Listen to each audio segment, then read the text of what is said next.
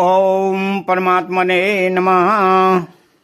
पूर्व श्लोक में कहा गया कि देवता और महर्षि लोग भी भगवान के प्रकट होने को सर्वदा नहीं जान सकते, तो फिर मनुष्य भगवान को कैसे जानेगा और उसका कल्याण कैसे करेगा?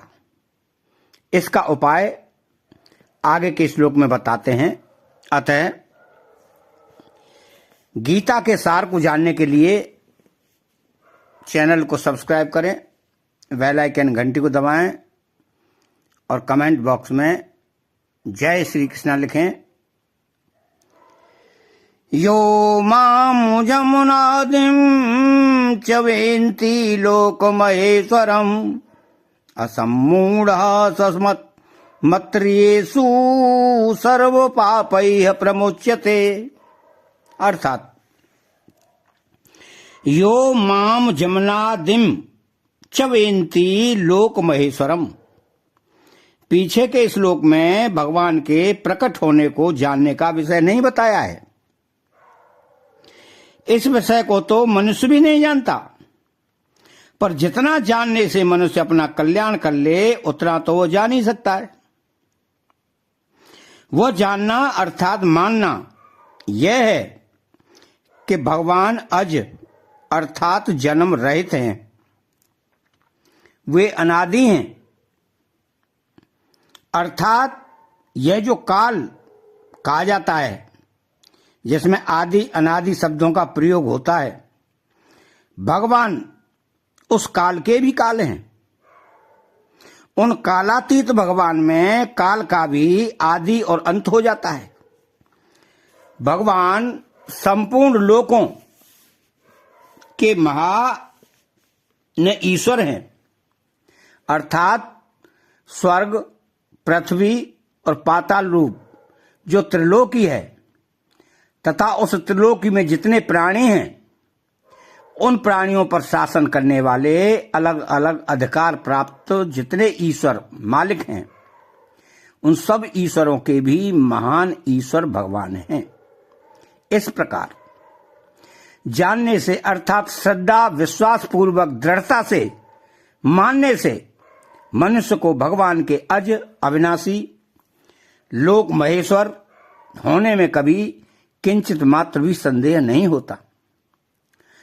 तो असम्मूढ़ स मत्रियेषु सर्व पापैः प्रमुच्यते।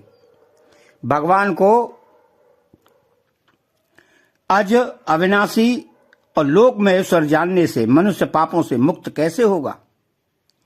भगवान जन्म रहित हैं, नाश रहित हैं, अर्थात उनमें कभी किंचित मात्र भी परिवर्तन नहीं होता। वे अजन्मा तथा अविनाशी रहते हुए ही सबके महान ईश्वर हैं। वे सब देश में रहने के नाते यहां भी हैं, सब समय में होने के नाते अभी भी हैं, सबके होने के नाते मेरे भी हैं और सबके मालिक होने के नाते मेरे अकेले के भी मालिक हैं। इस प्रकार दृढ़ता से मान लें, इसमें संदेह की गंध भी न रहे। साथ ही साथ यह जो क्षणभंगुर संसार है, जिसका प्रतिक्षण परिवर्तन हो रहा है और जिसको जिस क्षण में जिस रूप में देखा है, उसको दूसरे क्षण में उस रूप में दोबारा कोई भी देख नहीं सकता। क्यों? कि वह दूसरे क्षण में वैसा रहता ही नहीं। इस प्रकार संसार को यथार्थ रूप से जान ले।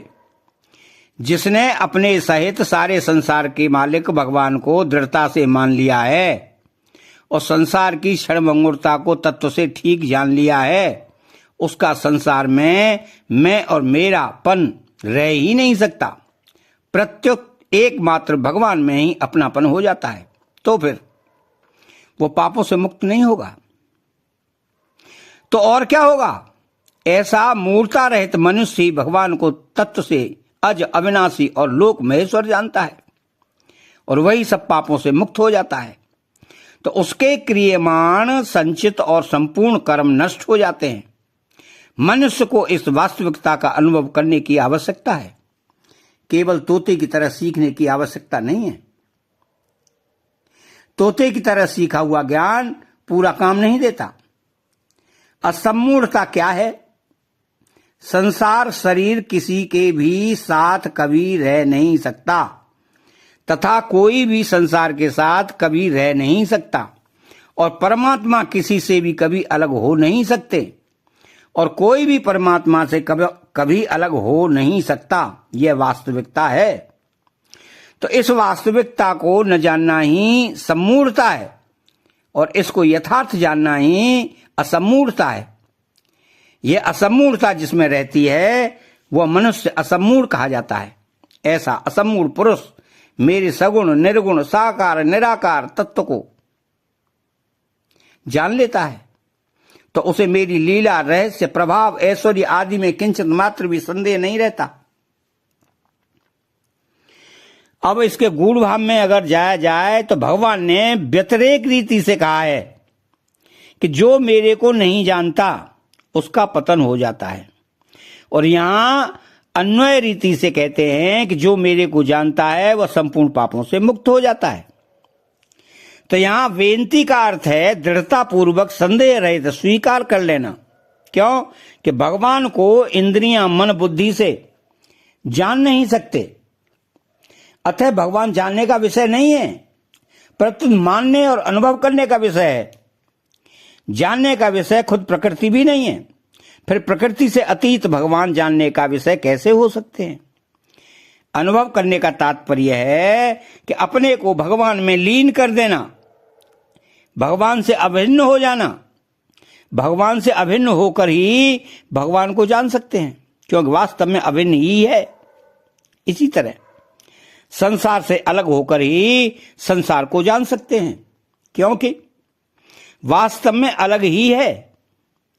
महर्षि गण भगवान के आदि को तो नहीं जान सकते, पर वे भगवान को अज अनादि तो जानते ही हैं। तो भगवान का अंश होने से जीव भी अज अनादि है, अतः वह भगवान को अज अनादि जानेगा तो अपने को भी वैसा ही अज अनादि जानेगा। क्यों? कि जब जीव भगवान से अभिन्न होकर ही भगवान को जानता है, अपने को अज अनादि जानने पर वह मूढ़ता रहित हो जाता है, फिर उसमें पाप कैसे रहेंगे? क्योंकि पाप तो पीछे पैदा हुए हैं, अज अनादि पहले से है। तो सर्व पाप ही प्रमुच्यते का तात्पर्य है कि गुणों के संग से रहित होना, गुणों का संग रहते हुए मनुष्य पापों से मुक्त नहीं हो सकता, क्योंकि गुणों का संग पापों का मूल कारण है। असम्मूढ़ता का ही विवेचन हुआ है, जिसमें भगवान ने अपने को सबका आदि बनाया और बताया है। भगवान स्वयं अनादि हैं और भावों के तथा महर्षियों के आदि हैं। अतः